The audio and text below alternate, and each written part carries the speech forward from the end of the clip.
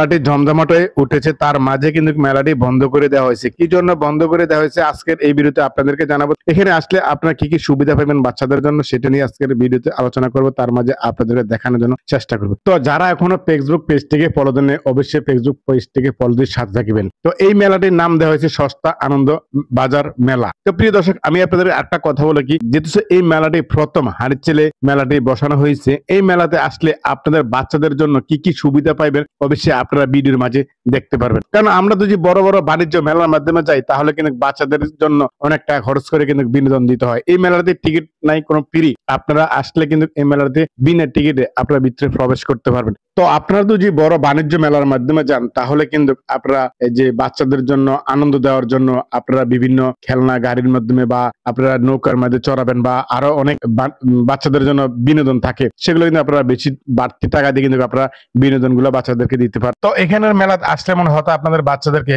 কম টাকার মাধ্যমে বিনোদন দিতে পারবেন। তো এই মেলাটি কি জন্য বন্ধ হয়ে গেছে আমি আপনাদেরকে বলে রাখি। এই মেলাটি মূলত বন্ধ হয়ে গেছে কিছু পারমিশন না নেওয়ার কারণে। কারণ একটা মেলা যদি বসাতে হয় তাহলে কিন্তু উপরস্থল থেকে আপনার পারমিশন আনতে হবে। পারমিশনটা আনার পর দিয়ে কিন্তু আপনারা এই মেলাটি বসাতে পারবেন। ওনাদের কিছু ভুল থাকার কারণে কিন্তু আজকের এই মেলাটি বন্ধ হতে বাধ্য হয়েছে। তো পরবর্তীতে যদি এই মেলাটি খুলে দেওয়া হয় তাহলে অবশ্যই আপনাদেরকে ভিডিওর মাধ্যমে জানাবো। আশা করি আপনারা আমার কথাগুলো বুঝতে পারছেন। তো